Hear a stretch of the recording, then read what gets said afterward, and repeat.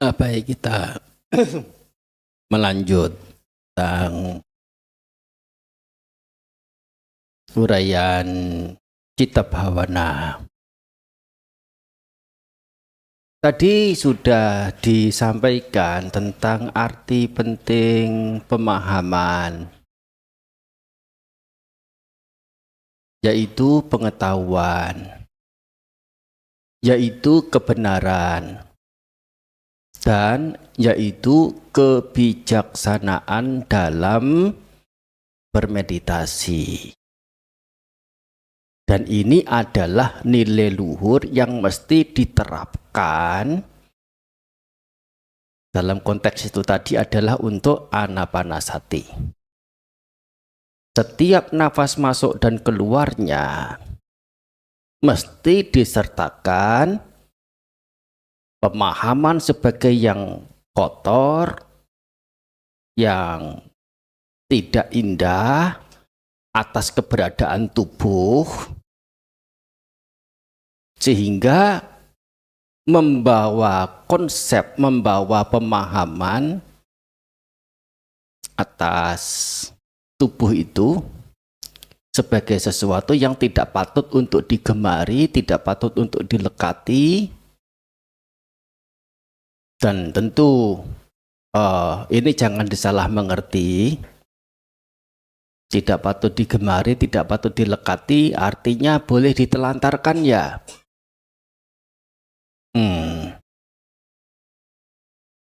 Jadi perlu diperjelas, dipertegas juga apabila Romo Ramani menjelaskan seperti ini kepada masyarakat luas. Jadi tidak menggemari, tidak melekati, tidak punya konotasi menelantarkan. Keberadaan panja kebijaksanaan adalah salah satu nilai luhur, yang nilai luhur ini apapun bentuk jenis nilai luhur itu adalah sebuah keniscayaan dalam pengembangan batin menurut ajaran Sang Buddha. Tidak ada pengembangan batin apapun yang tidak menyertakan nilai luhur. Termasuk mungkin kita berpikir tentang kalau objeknya itu kasina api Bante, kalau warna merah Bante, tetap ada nilai luhur di dalamnya. Orang mungkin kebanyakan mengerti pokoknya cecar itu, api konsentrasi penuh,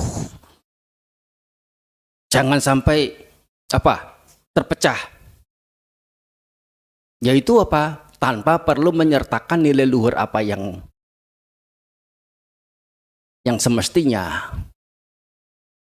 Yaitu sebatas konsentrasi ya iya, tapi apakah itu meditasi? Dalam hal ini meditasi Buddhis? Bukan.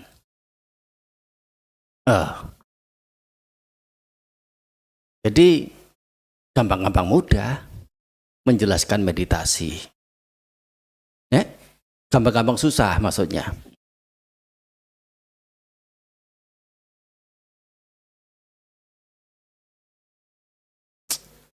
Menunjukkan masih mendengar tuh. Jadi kembali pada sampai mana tadi? Api itu hanya contoh saja ya, hanya contoh. Contoh ya. Jadi tidak ada satu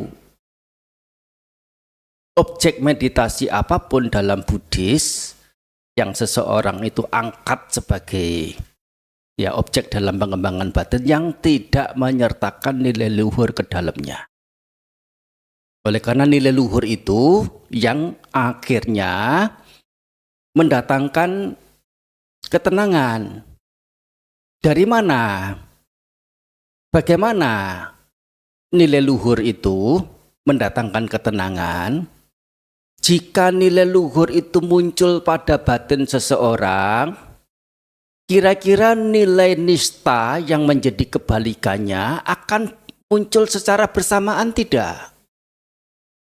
Ketika muncul kemurah hatian, di saat yang sama apakah muncul kekikiran? Bagaimana batin kita supaya lepas dari kekikiran?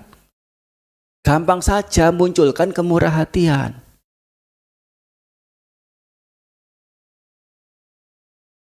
Itu yang paling simpel.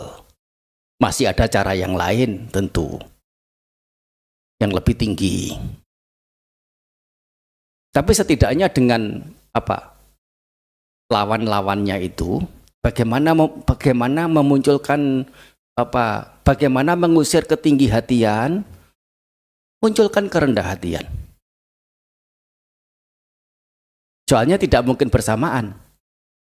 Dan ketika ketinggi hatian tidak mampu muncul karena sudah didominasi oleh kerendah hatian, efek dampak dari ketinggi hatian yang tidak berhasil masuk ke batin tentu saja karena tidak berhasil masuk, tidak sampai merusak batin kita. Bagaimana kalau ketinggi hatian itu sampai merasuki batin? Batin menjadi sesak, menjadi panas. Dan itu nama lain penderitaan. Dan bertanya kepada diri sendiri lagi, aku ini orang yang pinter apa orang yang bodoh? Orang yang sudah pinter apa yang masih bodoh? Orang yang mau pinter atau mau tetap bodoh? Itu urusannya dengan pribadi masing-masing sudah. Bagaimana mengolah batin, mengolah objek-objek yang masuk, mengelola apa nilai luhur dan nilai nista apa yang sedang berlangsung di dalam batin. Hal berikutnya adalah tentang keberadaan witaka sebagaimana dijelaskan di awal. Witaka dibagi dua, yaitu pemikiran yang buruk dan pemikiran yang baik. Akusala witaka dan kusala witaka. Nilai luhur, yaitu dalam hal ini kebijaksanaan, yaitu dalam hal ini melihat sebagai yang kotor atas tubuh, tidak lain adalah kebijaksanaan, tidak lain adalah yang mesti dimunculkan dalam pemikiran itu, dalam witaka itu. Kalau tadi di awal menjawab pertanyaan, apa itu witaka? Pemunculan di awal, ya toh? Saat kita memulai berpikir witaka dalam pengembangan batin, apa yang dimunculkan adalah kusala witaka, pemikiran. Loh, kalau begitu meditasi itu bukan konsentrasi saja. Ternyata ada merenungnya. Ternyata ada berpikirnya. Memang baru tahu selama ini menjadi Buddhis. Harus bertanya pada diri sendiri. Sejauh apa kita sudah konsen dengan doktrin Buddhis yang kita yakini adalah sumber utama. Bahwa yang namanya samadhi itu prasyaratnya harus ada witaka. Faktor jana, ada witaka tidak? Bisa tidak lepas dari witaka? Itu. Bagaimana kita bisa lepas dari berpikir? Jika itu memang disyaratkan oleh Tipitaka. Kita salah mengerti kemudian menolak pembabaran, oh harus ada berpikir. Mengertinya, oh harus fokus, pokoknya fokus, nggak boleh berpikir, nggak boleh apa. Ya itu adalah kesalah mengertian yang mungkin beberapa terjadi pada kita selama ini. Nah, keberadaan witaka ini yaitu pemikiran, yaitu bahwa witaka yang memang harus ada. Witaka yaitu kusala witakanya. Untuk apa? untuk ketika nilai luhur kusala vitaka itu muncul, akusala vitaka menjadi terpental keluar atau tidak punya kesempatan untuk muncul. Akusala vitaka, pemikiran buruk, itu dalam hal samadhi itu ada berapa jumlahnya? Ini loh 5. Ya, 5. Yaitu pertama nafsu ragawi. Ya, kalau kita lihat di pustaka-pustaka suci, jelas sekali bahwa ini adalah definisi, ini adalah batasan permaknaan atau kriteria dari yang namanya jhana atau samadhi itu. Yaitu harus ada salah satunya vitaka. Ya, untuk jelasnya di sini ada kata sawitakang sawicarang. Sa artinya bersama dengan vitaka dan bersama dengan wicara. Jadi karena witakanya adalah kusala vitaka, sehingga tidak mampu, sehingga bagi akusala vitaka itu tidak mampu mewarnai batin, melingkupi batin. Akusala semuanya itu, akusala semuanya itu menjadi tersingkirkan. Keberadaan tersingkirnya akusala dhamma, yaitu akusala vitaka itu sesungguhnya itu dikatakan sebagai wiweka. Wiweka itu artinya lengang. Ya, ini digunakan istilah wiwica itu kata kerja. Kalau kata bendanya itu adalah wiweka.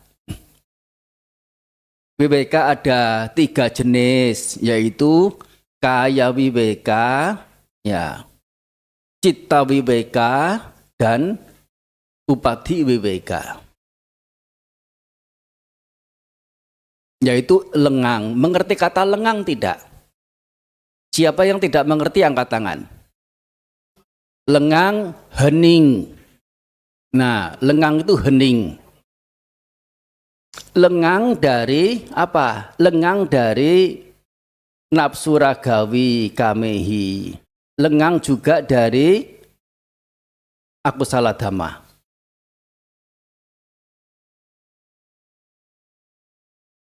Tangannya.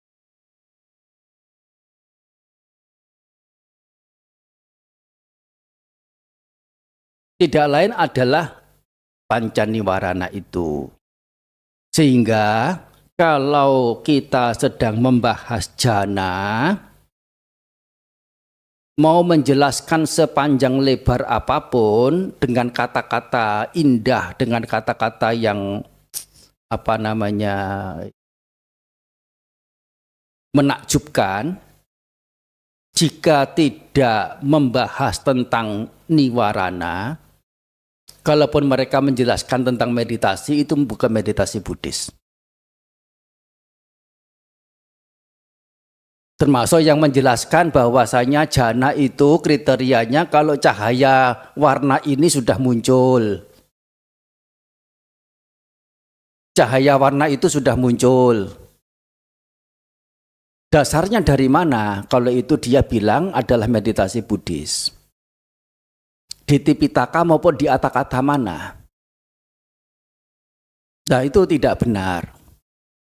Sudah tidak benar, ada indikasi yang lebih parah lagi. Yaitu apa? Indikasinya menyelipkan ajaran seperti itu ke dalam tubuh agama Buddha dengan mengatasnamakan bahwa ini adalah ajaran Buddha.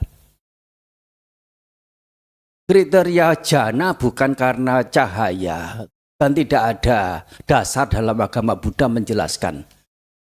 Melainkan adalah yang ada ya ini, apa namanya, lengang dari nafsu indrawi, lengang dari apa namanya ini, hal-hal buruk tidak lain adalah 4 niwarana sisanya. Ya pada kegeraman, dinamida, keengganan dan kengantukan. Udaca kukuca, keterhamburan dan kegelisahan, serta wicikica, keraguan. Nah, ini adalah arti penting dari witaka. Arti penting dari witaka. Witakanya witaka apa? Witaka yang kusala. Untuk apa? Untuk ada wibeka muncul. Lengang. Lengang dari apa? Lengang dari niwarana. Dan karena niwarana adalah nilai nista, biang dari penderitaan, lenyapnya niwarana, penderitaan menjadi tidak ada. Keberadaan itu disebut dengan keberadaan tenang. Sehingga apa yang disebut dengan jana pertama, nah betulnya semuanya ini dari wiwice wakamehi. Seseorang, ya ini seorang biku, wiharati, nah ini berdiam, nah, berdiam lengang dari kesenangan indrawi, juga lengang dari hal-hal buruk lainnya, masuk ke jana yang pertama, yang masih ada witaka, masih ada pemikiran yang perlu dimunculkan, dan masih ada wicara, penerusan pemikiran yang sudah dimunculkan itu, yaitu apa? Kusala witakanya itu, ya. Dan terdapat piti, kegiuran, dan sukha, kebahagiaan, wibekajang, yang muncul dari kelengangan itu. Nah, ini kata wibeka di sini. Nah, wibeka di sini. Kalau tadi itu apa namanya? Wiwica ya toh? Wiwica itu kata kerjanya. Nah, sekarang masuk kita ini ya, kita kupas satu persatu kata. Wiwica artinya lengang, kama artinya kesenangan indrawi, sawitaka disertai witaka, sawicara disertai wicara, wibekajang yang muncul dari wibeka, piti sukha. Piti dan sukha. Piti artinya apa? Maksudnya gimana kegiuran? Kenikmatan. Kenikmatan terhadap hening. Mendapatkan itu bagaimana? Kondisi apa? Pikirannya bagaimana? Bukan untuk ini ya, bukan untuk mempermalukan. Ini kan ruang diskusi ya. Memojokkan bukan untuk betul-betul tepat. Kalau misalnya kita melihat seseorang mengiris jeruk nipis, diiris-iris. Kemudian dia peraskan gitu di atas mulutnya. Terus kita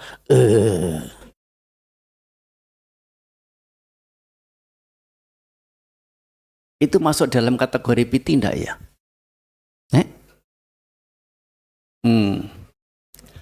Atau misalnya kita perjalanan di hutan gitu, persediaan air habis, ya. Tapi ada kelompok lain, dia sorak-sorai minum-minum. Kita sedang betul-betul haus, persediaan air itu habis, mereka ya dengan senangnya itu minum air kelompok mereka. Ya, kelompok ini tidak kenal. Bagaimana? Rasanya itu bagaimana itu? pengen, ya. Apa? Tergiur. Itu boleh enggak masuk dalam kategori piti? Terus maksudnya tergiur bagaimana? Nah, jadi kata piti itu diperumpamakan, kalau di kata-kata diperumpamakan seperti seseorang yang melakukan perjalanan di belantara atau di gurun begitu. Kemudian karena kurang air menjadi haus. Keberadaan haus itu menyenangkan atau menyakitkan? Ketika ada berpapasan dengan rombongan dari lain arah, rombongan itu memberitahu tidak jauh dari sini ada oasis. Di kata-kata dijelaskan bahwa inilah piti, kegiuran. Bagaimanapun, saya punya penjelasan tambahan bahwasanya kegiuran itu bukan melulu ketika mendengar ada air, kemudian muncul rasa. Ya bukan rasa sesungguhnya piti itu, beda dari rasa. Kalau rasa itu kan wedana, piti bukan wedana. Jadi ketika seseorang haus, mendapatkan air sejuk, layak minum, diperuntukkan untuk dia. Kemudian dia mulai mengocorkan air itu ke mulutnya, membasahi lidah dan mulutnya. Satu teguk tenggorokan terbasahi, dua teguk tenggorokan terbasahi. Bagaimana suasana pada saat itu? Jangan menggunakan kata bahagia, terlalu umum. Jangan menggunakan kata senang, tidak tepat. Enggak ada yang benar. Istilah yang mesti digunakan adalah piar. Piar. Enggak tahu, piar enggak tahu. Piar gitu loh. Ngejreng. Beda dengan puas. Ya bolehlah dikatakan puas. Tapi giur itu bukan puas. Giur itu berada dalam kondisi kontraksi sesungguhnya. Itu mestinya bahasa Indonesia, bukan piar itu. Enggak ya? Ya, cetar. Ya, cetar.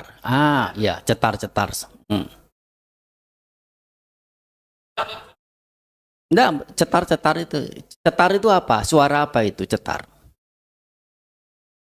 Pecut.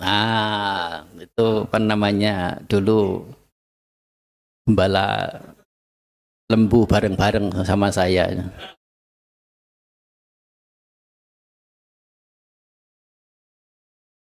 Baik. Jadi piti di sini ibarat tegukan pertama, kedua, rasa cetar-cetar, rasa piar. Sesungguhnya kondisi seperti itulah piti. Kira-kira tegukan keberapa?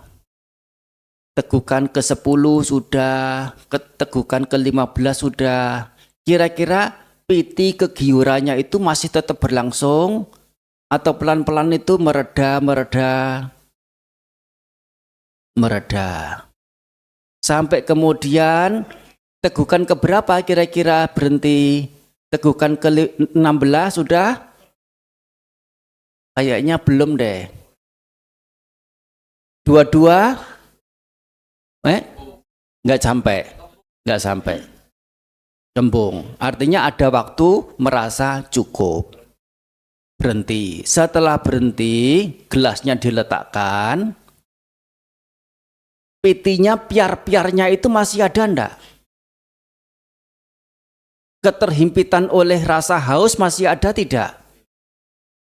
Ini adalah sukha.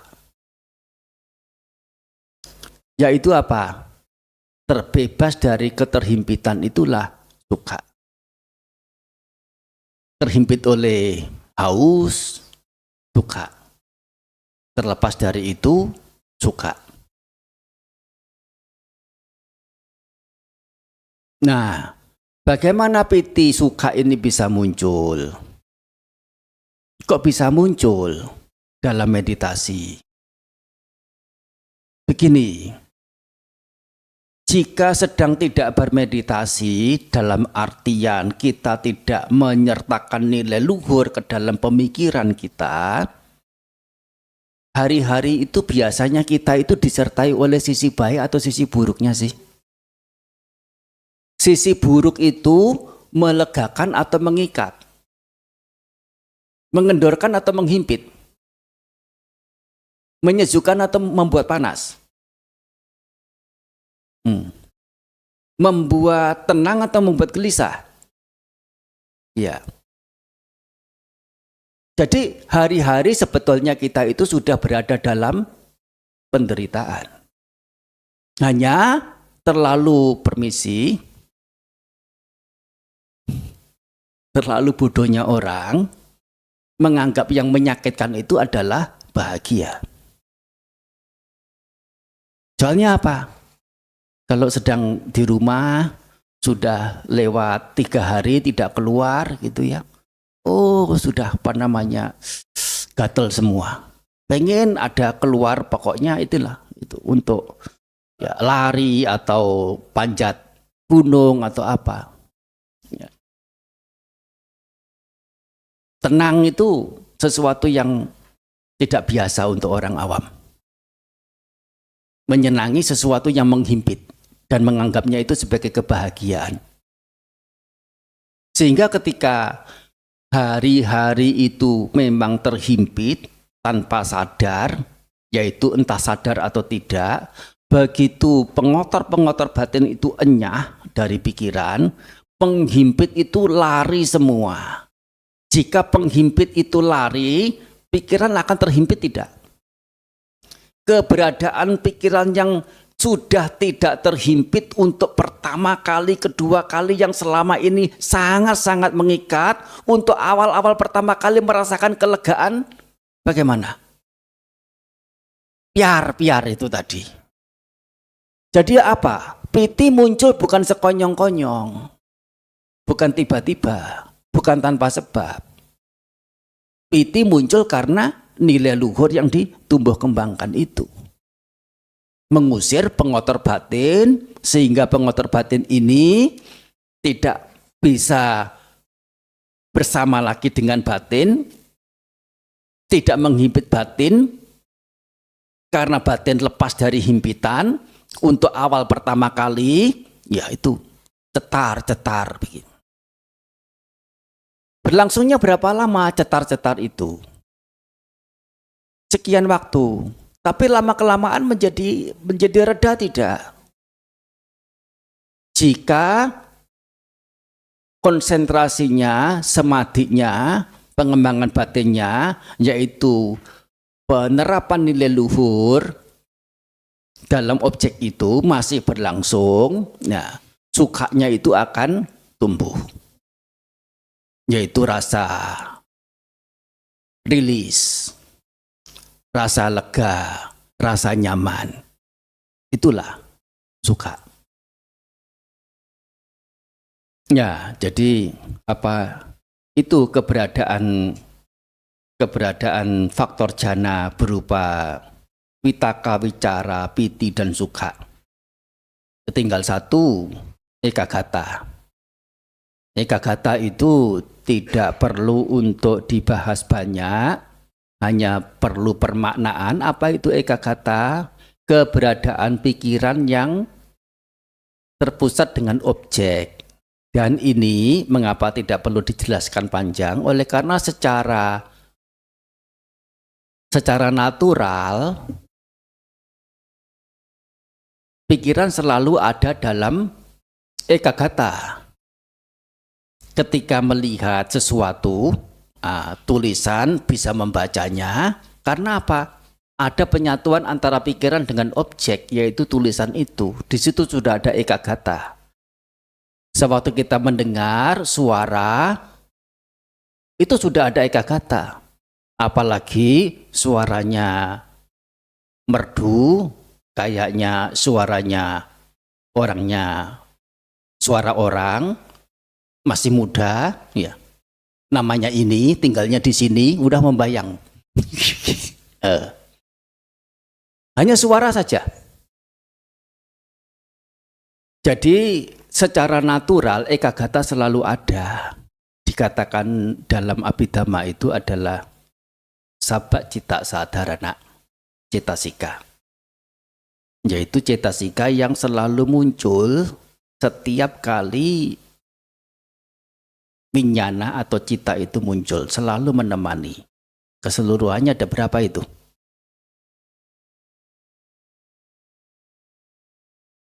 Jadi eka gata tidak perlu dibahas banyak. Oleh karena itu ya sudah naturalnya seperti itu, selalu ada. Nah itu adalah faktor jana. Sesungguhnya faktor jana ini witaka pemikiran. Pemikiran itu kalaupun bukan pemikiran baik, yaitu pemikiran yang buruk, memungkinkan enggak untuk dipikirkan oleh orang? Memungkinkan. Jadi orang yang buruk sekalipun memungkinkan ada witaka. Termasuk pemikiran buruknya itu dilanjutkan. Jadi orang buruk itu juga punya bicara. Kalau eka gata kan tadi sudah pasti ada. Beberapa orang dengan melakukan keburukan, yaitu muncul keserakahannya dan mendapatkan apa yang diinginkan sesuai dengan keserakahannya itu, dia itu menderita atau bahagia? Bahagia. Sewaktu baru pertama kali mendapat, bukan hanya bahagia, itu kegiuran. Sesungguhnya faktor jana itu ada pada keseharian. Faktor jana, pitaka, wicara, piti, sukha, eka gata bukan sesuatu yang istimewa. Tidak perlu diagung-agungkan. Tanpa meditasi pun kelima faktor jana itu memungkinkan ada pada kita. Hanya permasalahannya adalah itu bukan pengembangan batin karena witakanya adalah akusala witaka. Begitu. Menjadi istimewa itu karena apa? Nilai luhur yang diterapkan. Kusala witaka. Saya buka tanya jawab. Ya, silakan. Ini Bante, izin untuk bertanya. Kalau penjelasan tadi mengenai jana ya Bante. Kalau jana 1 itu kan 5 itu masih muncul gitu. Kalau yang pemahaman kami nih ya, yang sudah gitu. Iya. Dia muncul tuh. Betul. Kalau jana 2, pitakanya sudah enggak. Bicara mulai.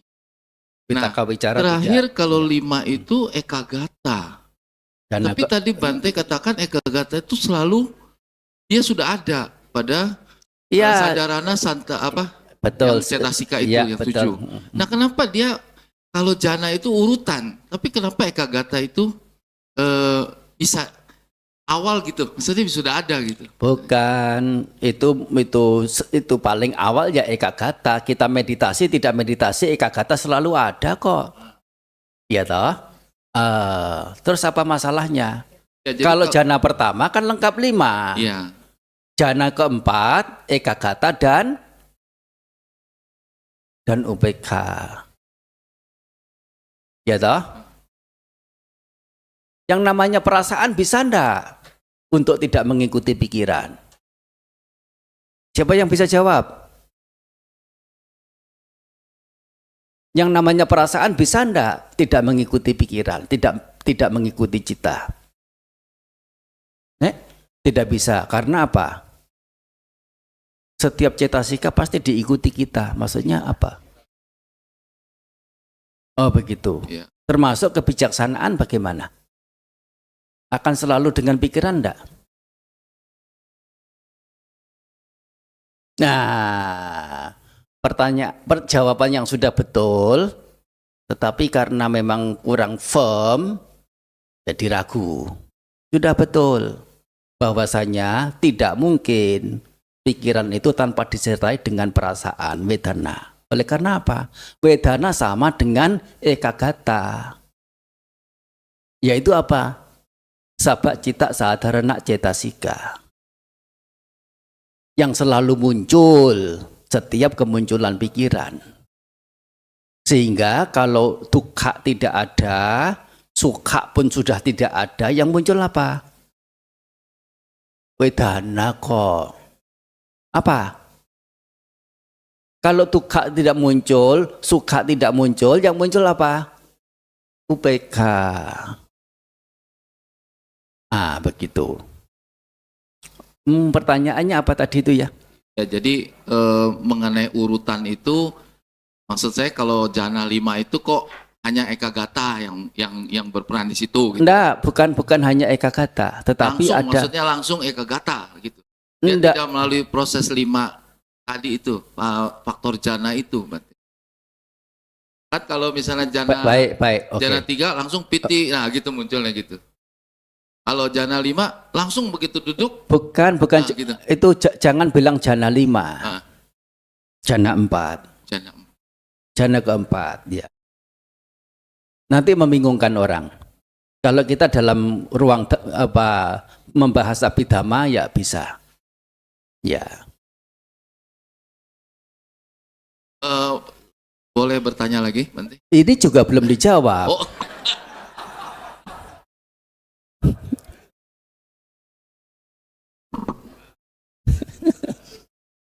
Jadi yang namanya jana aslinya itu hanya satu, yaitu jana keempat. Menyatunya batin dengan objek. Terdapat UPK. UPK di sini adalah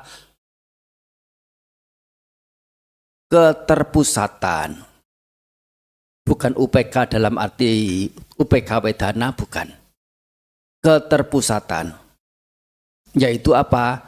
Keberadaan tengah. Dalam arti tidak serong, tidak pihak ke sini atau ke sana. Apa mau disebut? Nah ini yang muncul dalam jana keempat adalah UPK dan ekagata. Dan yang namanya medit jana hanya jana keempat ini.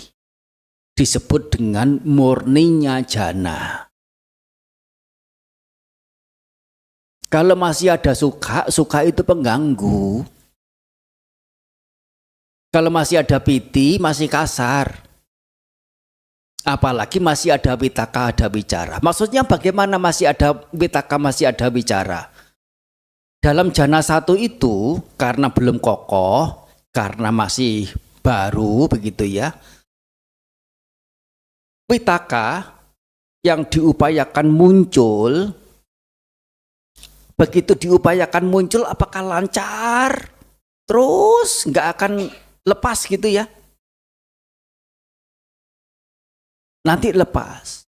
Kalau lepas bagaimana? Memunculkan lagi. Lepas lagi, munculkan lagi.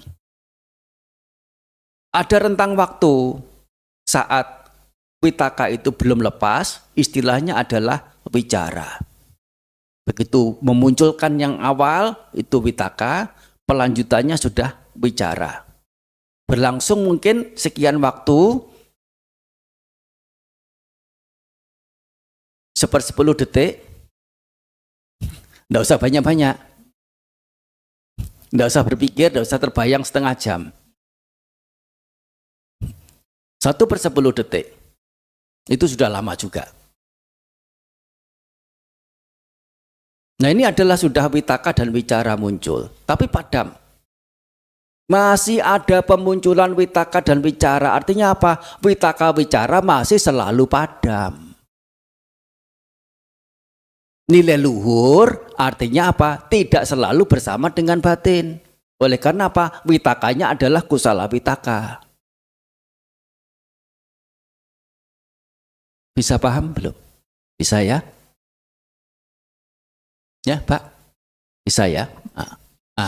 Jadi di sini keberadaan jana pertama itu dikatakan masih lengkap 5, oleh karena apa? 4 yang lain, witaka, wicara, suka, piti dan suka itu sesungguhnya adalah pengganggu konsentrasi. Begitu. Kalau mau murninya jana keempat, tapi bagaimanapun masih muncul padam, keberadaan witaka dan wicara digolongkan sebagai jana juga, yaitu jana yang nomor 4. Artinya apa? Kualitas nomor 4. Kalau kualitas nomor 1 kan jana keempat. Ya. Kualitas nomor 4 jana pertama. Kualitas nomor 3 jana kedua. Nah, begitu. Terima kasih Bante. Saya ingin menanyakan, ada penjelasan bahwa di dalam keseharian kita juga diliputi dengan witaka, wicara, piti. Betul. Kata begitu. Betul. Apakah dengan demikian kita bisa dikatakan dalam keseharian juga kita sudah melakukan meditasi atau samadhi begitu Bante? Ya itu setiap saatnya kita itu ada samadhi, ada konsentrasi, tetapi konsentrasinya itu disertai dengan nafsu ragawi, disertai dengan kebencian, sehingga konsentrasi di sini tidak bisa disebut sebagai pengembangan batin. Nah, betul ya. Ada samadhi, tapi berasal dari aku salah witaka, aku salah wicara. Begitu. Pak Bante, berarti yang dimaksud pengembangan batin itu karena sertai Kusala witaka. Nilai luhur begitu. Nilai luhurnya itu yang tidak kalah pentingnya. Nilai luhur adalah nama lain dari panya kebijaksanaan. Dan bagaimana kebijaksanaan itu bisa bekerja? Menggunakan bantuan sati, pengingatan. Apa itu pengingatan? Bagaimana pengingatan? Yaitu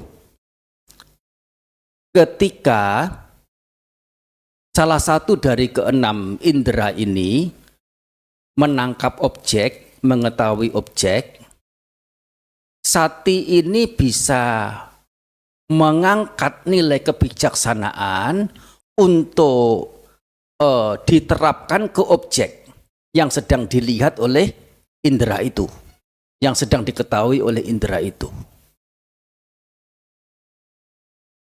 Paham enggak? Dirinci barangkali Bante. Sudah Paham. rinci ini. Oh, sudah, berarti saya belum paham. Siapa yang sudah paham?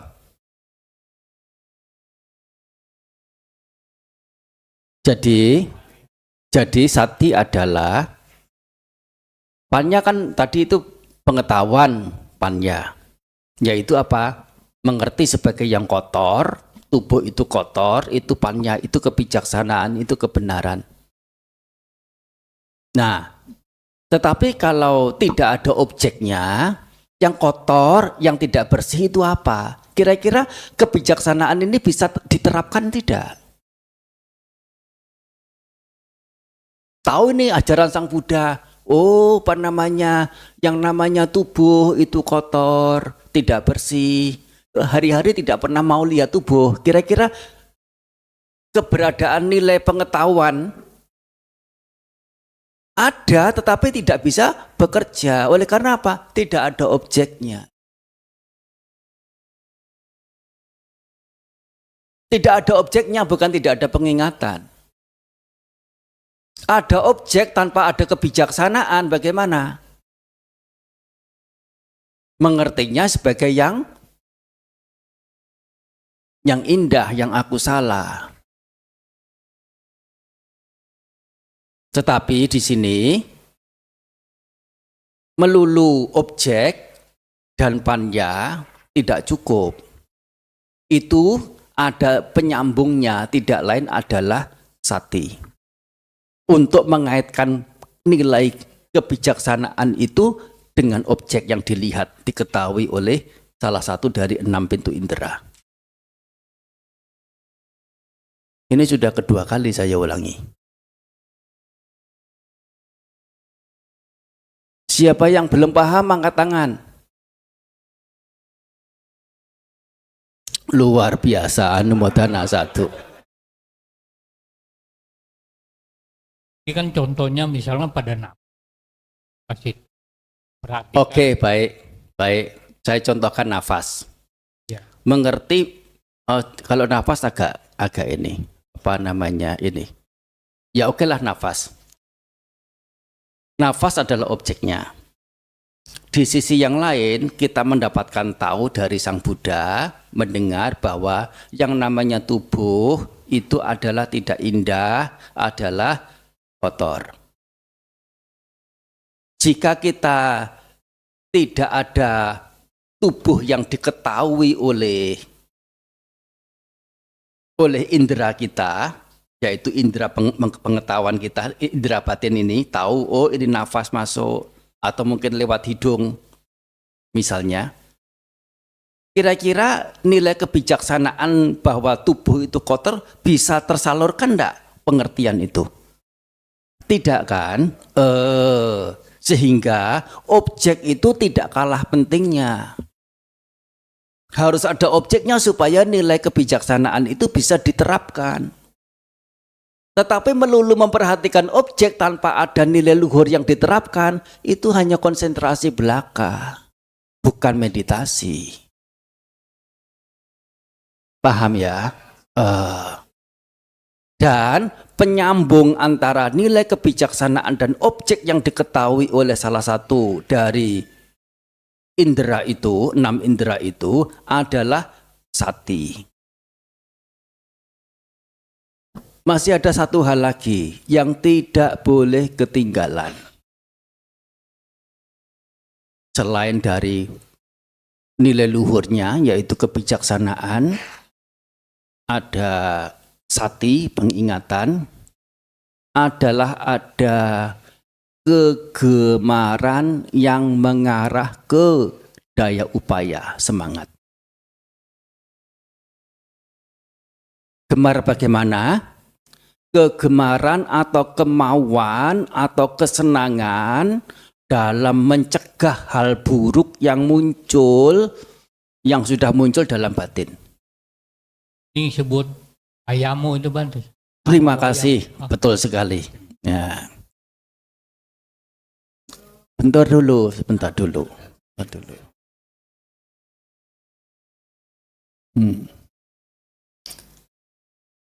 Kegemaran ini, yaitu satu tadi, memberantas hal buruk yang telah muncul, mencegah hal buruk yang belum muncul, memunculkan hal baik yang telah muncul, mempertahankan, mengembangkan, memperbanyak, memperkokoh hal baik yang telah muncul. Punya kegemaran dalam keempat hal itu. Punya daya upaya mengerahkan untuk keempat hal ini muncul dalam batin. Ini adalah esensi dari semangat, esensi dari wirya. Dan itu yang paling menentukan salah satunya dalam bermeditasi berhasil atau tidak. Wirya. Kenapa? Wirya dan sama wayamu.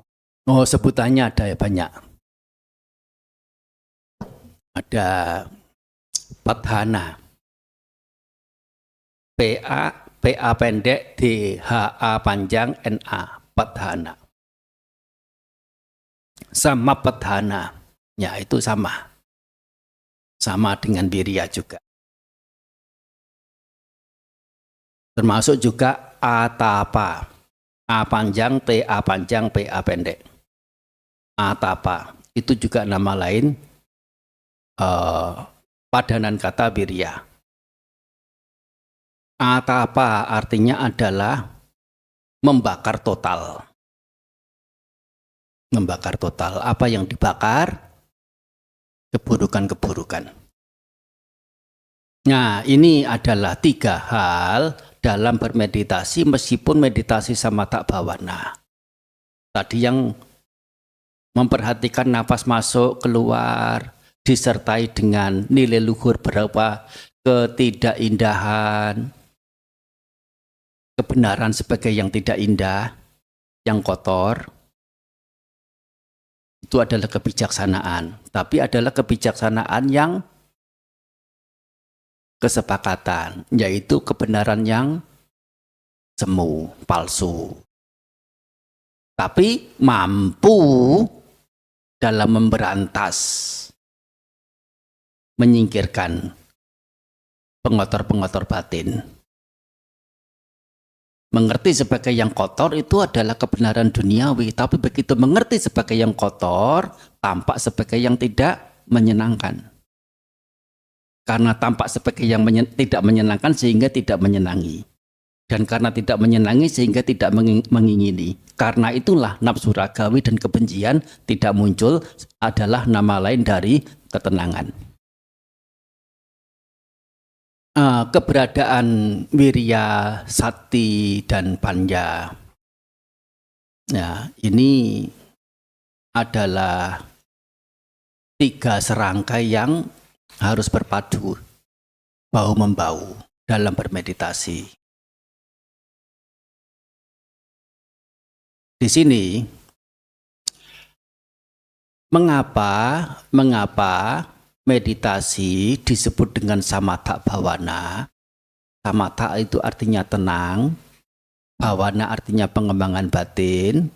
Samatha bhavana artinya adalah pengembangan batin untuk mendapatkan ketenangan. Karena memang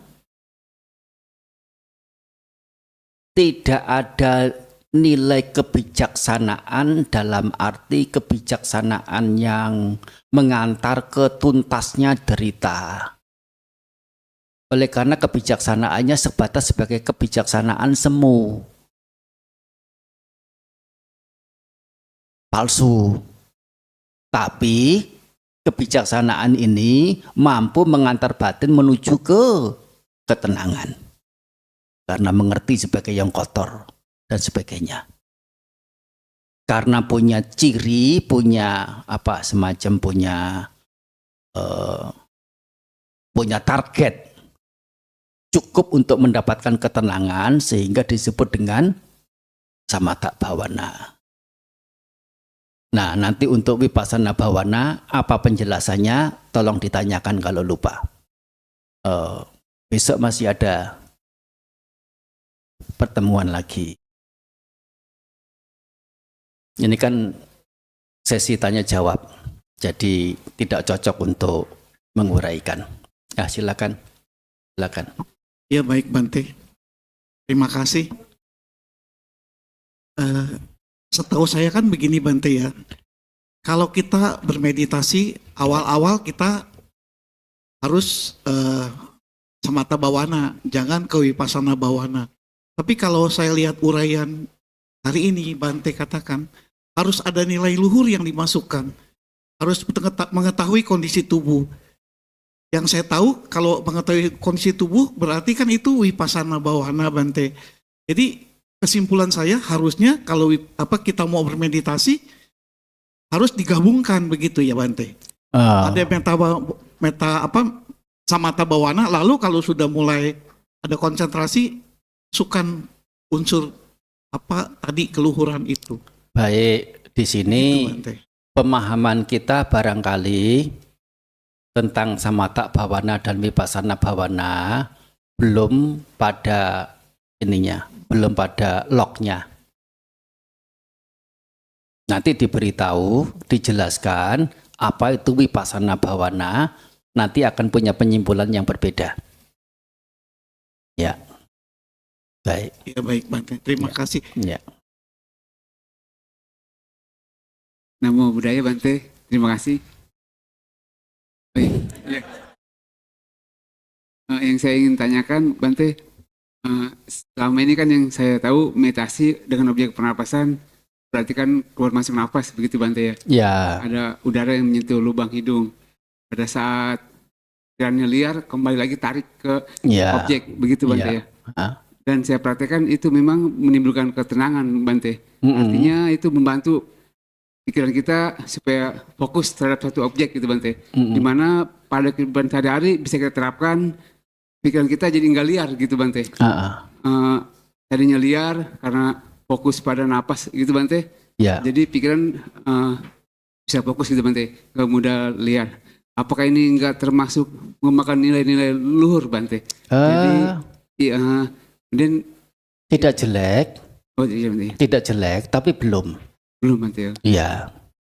Sehingga karena berpikirnya bahwa samatha bhawana itu cukup konsentrasi tanpa perlu menampilkan nilai luhur ke dalamnya, sehingga punya penyimpulan untuk beberapa penutur tentang meditasi, bahwasanya samatha bhawana itu tidak menyingkirkan loba dan dosa. Pernah enggak dengar? Bahaya, nggak ada dasar, nggak ada dasar berkata begitu. Kemudian samatha bhawana misalnya metta bhawana itu samatha atau vipassana? Samatha. Sewaktu muncul metta, muncul enggak keserakahan? Muncul enggak kebencian? Jika apa namanya keserakahan, kebencian tidak bisa muncul karena metta itu dimunculkan, itu berseberangan dengan pernyataan bahwa samatha bhawana itu tidak menghancurkan loba dan dosa. Istilah mengendap itu datang dari mana, sejak kapan, saya juga pusing. Sering sekali digunakan istilah mengendap. Iya Bante. Itu banyak instruktur Begini, meditasi mengatakan instruktur itu juga nggak tahu dia itu ngomong itu dasarnya apa. Begitu. Kata wikambana itu artinya tersingkirkan, bukan terendap. Kalau terendap itu masih ada, tersingkirkan. Yang namanya tersingkirkan itu ada atau tidak ada? Contohnya seperti apa? Contohnya seperti seseorang siang hari berolahraga di tanah lapang, kira-kira akan berkeringat tidak? Kira-kira berkeringat cukup begitu dia kembali ke rumah? Menggunakan kain katun kering menyeka keringatnya itu, keringatnya di permukaan kulit itu masih tetap ada apa sudah hilang? Pada ketika diusap itu ada atau hilang? Begitu berkeringat diseka dengan kain katun yang kering, masih ada atau hilang? Hilang. Hilang. Beda dengan yang namanya mengendap. Kalau mengendap itu masih ada. Begitu. Betul-betul hilang. Hanya karena pengetahuan yang digunakan adalah pengetahuan persepakatan, pengetahuan yang palsu. Nah, dia tidak bisa permanen. Ketika nilai luhur itu muncul, nilai luhur duniawi itu, kebijaksanaan duniawi itu muncul, keringatnya hilang. Kotoran batinnya, pengotor batinnya itu hilang. Tetapi setelah lepas dari nilai luhur, muncul lagi. Yang mana samatha bhawana ini menyingkirkan loba dan dosa. Tetapi masih memungkinkan untuk muncul lagi. Dan vipassana bhawana itu ibarat orang yang pergi olahraga siang hari, berkeringat, masuk ke rumah, kemudian mencabut akar kelenjar keringatnya itu.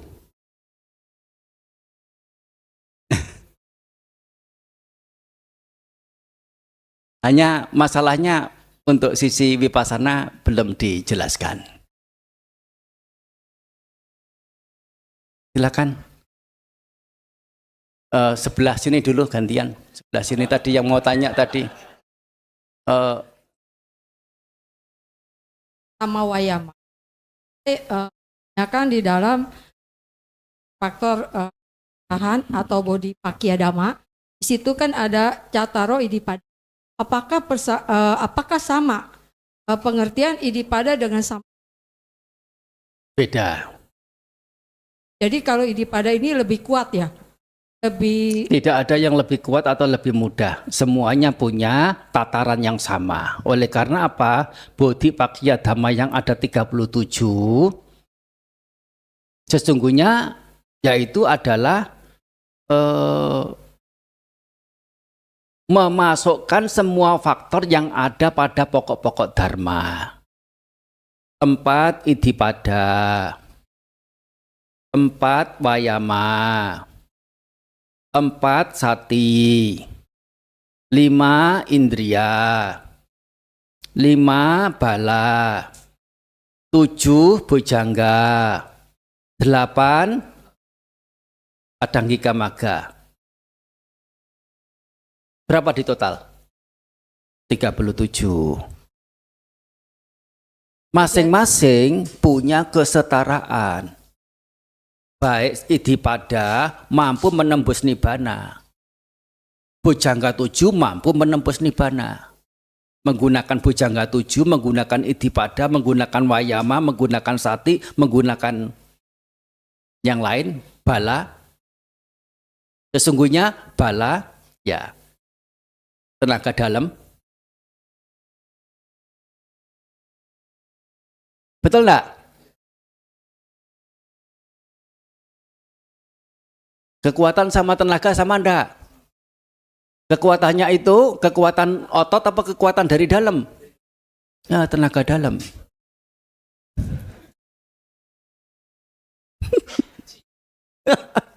Jadi Bante untuk yang harus ada semuanya ya?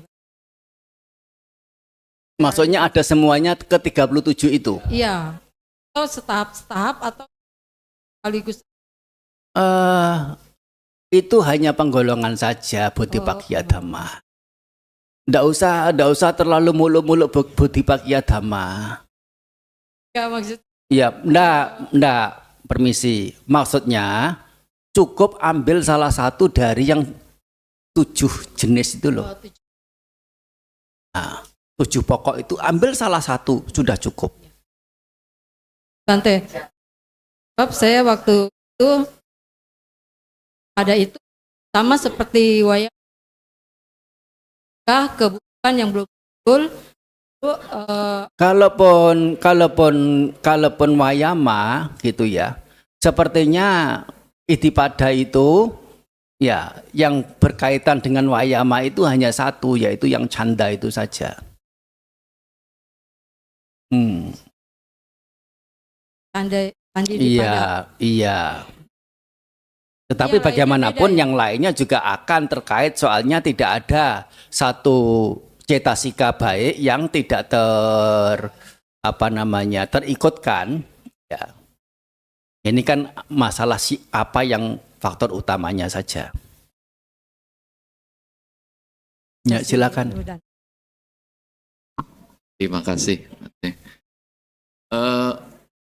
Bante, kalau Vipassana itu kan nanti besok ya, bareng jelasin. Kita tahu bahwasanya di dalam bawana itu kan dua ya, samatha dan Vipassana bawana. Kalau kita lihat judul bicaraan tadi, cita bawana. Maksudnya apakah cita bawana itu adalah penyempurnaan dari samatha bawana atau bagaimana gitu? Ya, begini, kalau mau menggunakan istilah lengkapnya adalah samatha cita bawana dan vipassana cita bawana, begitu. Ya. Kalau meditasi kita sedang fokus dalam pas keluar dan masuk, terus atau pikiran kita aja apa yang terjadi bilang Ani. Tidak betul. Soalnya yang sedang Ibu lakukan itu adalah apa istilahnya itu? Melafalkan.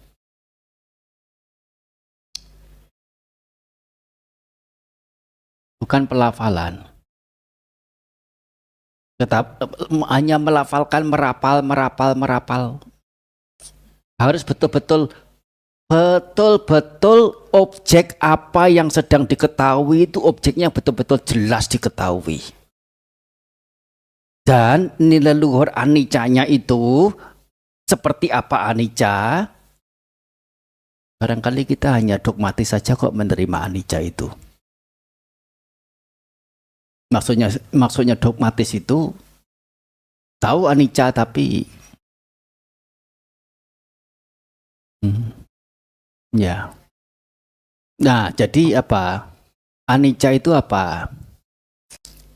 Anicca itu perubahan. Perubahan itu apa? Perubahan adalah kumpulan, kemunculan, dan kepadaman. Namanya perubahan. Kemunculan kepadaman adalah tanda dari ketidakkekalan. Di sini apa yang muncul dalam batasan orang yang melihat, mengetahui, mengalami kepadaman, di situ letak kemunculan dan kepadaman anicca-nya itu, dan yang telah padam itu tidak bisa tetap dicengkeram. Sesuatu yang kita rasakan menyenangkan, menggiurkan, memuaskan, aman, itu lewat, muncul padam, lewat, tidak bisa dicengkeram, tetap bersamaku. Tidak bisa. Terus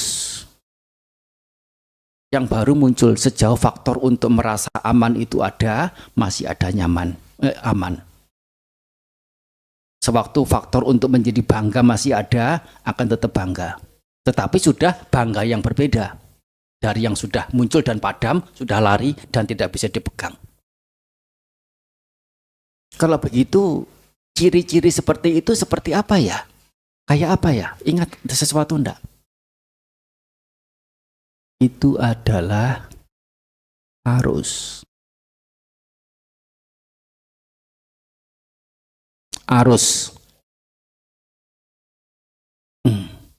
Gimana bisa dicengkeram air yang sudah lewat mengalir itu? Nggak bisa dicengkeram, lewat begitu saja. Untuk berada di titik yang sama, butiran airnya itu balik lagi di titik yang sama, ada kemungkinannya enggak?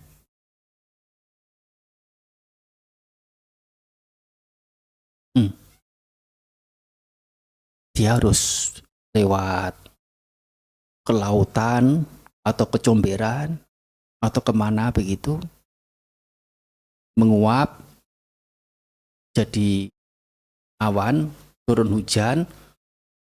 Kalau tidak ditiup angin, awannya itu ke lain daerah. Ya, kemungkinannya untuk berada di aliran sungai itu tadi, ya. Jadi seperti itu, sesuatu yang lewat tidak bisa diganduli ya. Tidak bisa dipertahankan, terima kasih. Terus. Seperti itu keberadaannya. Prihatin enggak? Ya. Apa yang muncul baik yang menyakitkan maupun yang menyenangkan, Mbak arus seperti itu. Terus. Kita yang dibayang-bayangi. 3 tahun yang lalu loh, itu saya pergi ke sana, itu saya itu. Indah sekali, bangga sekali. Merasa bahwa 3 tahun yang lalu adalah milikku. Ketika apa. Tapi 2 hal yang berbeda dengan kenyataannya. Perasaan waktu itu sudah tidak pernah muncul lagi.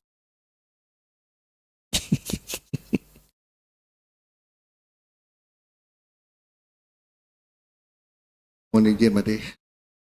Bante, tadi tentang meditasi,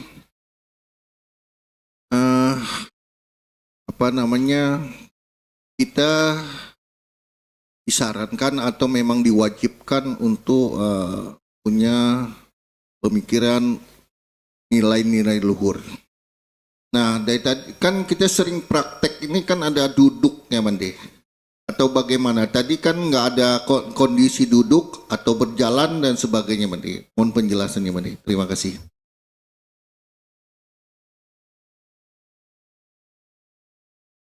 Yang nyata.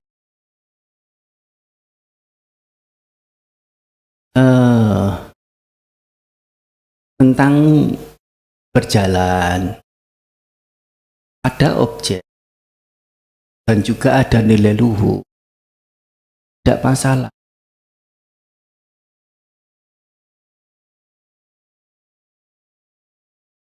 Jadi kalau berjalan yang diperhatikan kira-kira apanya? Nafasnya atau gerak tubuh? Proses kaki melangkah, berjalan. Sesungguhnya objeknya apa tidak ada di objeknya apa tidak dijelaskan secara patok begitu di pustaka suci. Yang ada cangkamanan. Soalnya apa? Mau objek apa, nilai luhur apa, bebas sekali. Hanya saja umumnya memperhatikan gerak apa? Gerak tubuh. Jangan bilang gerak kaki. Soalnya orang berjalan itu yang digerakkan bukan kaki saja. Tubuh juga digerakkan. Iya toh? Kalau kita melangkah kaki kiri kita ayunkan sampai ke depan. Kalau tubuh yang sisi atas itu kita tidak condongkan ke depan, kaki kiri yang sudah terangkat itu nggak akan mungkin bisa turun kok.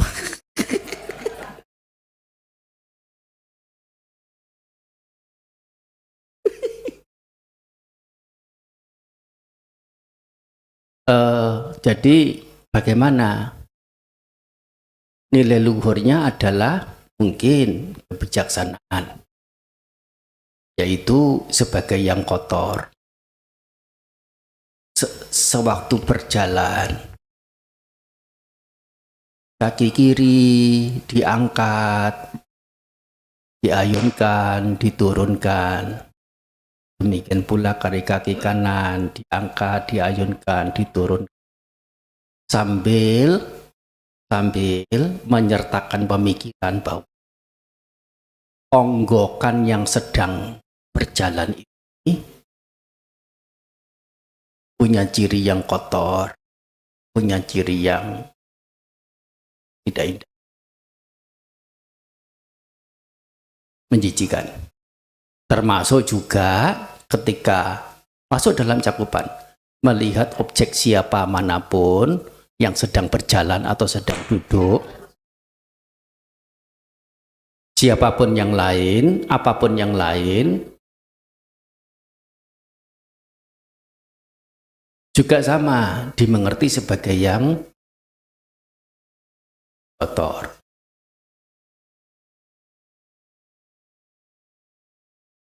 Tidak beda. Nafas juga sama. Mau kaki juga sama. Tapi itu hanya satu dan yang paling mudah. Melihat atau mengetahui dari sisi yang tidak indah. Dari 4 atau 5 yang mesti dimengerti. Sehingga ya uraian meditasi tidak bisa dengan 2, 3, 4 kali pertemuan saja. Oh bisa, uraian meditasi saya 10 menit jelasin juga bisa.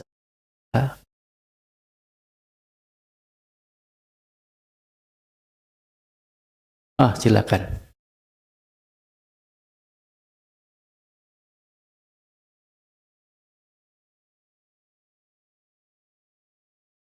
Apakah saya pernah mempelajari 30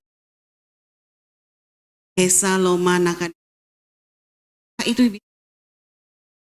seiring dengan yang tadi yang kita punya hal-hal yang tadi yang meditasi berjalan punya. Sangat bisa, Ibu.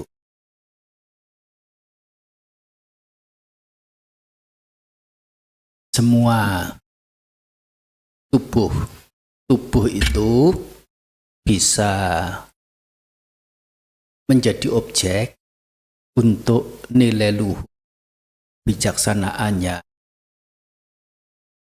di ketidakindahannya, dari sisi cacatannya, dari sisi ketidakkekalannya, si ketidakmampu bertahanannya, dan dari ketidaknya lengkap.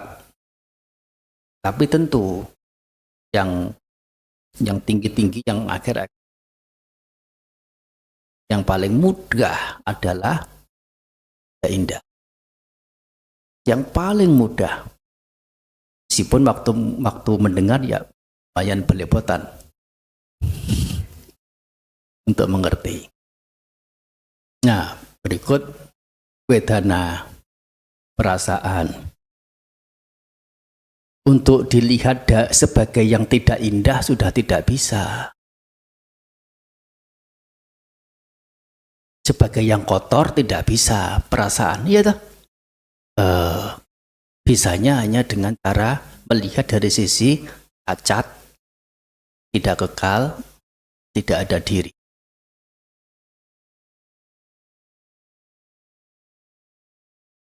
Begitu pikiran sudah tidak mampu lagi untuk digunakan nilai luhur berupa kecacatan. Bisanya hanya dengan anicca dan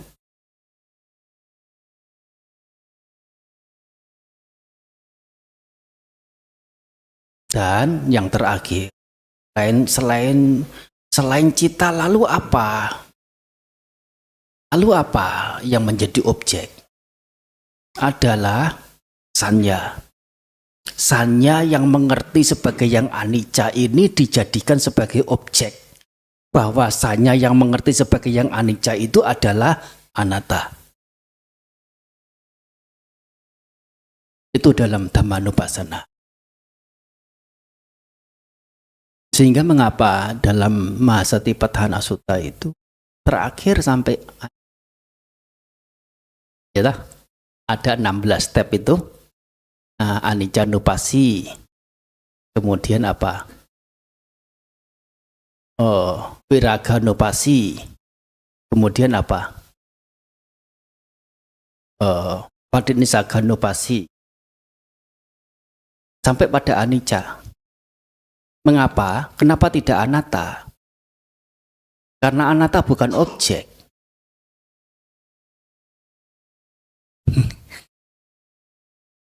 Anatta sebagai alat.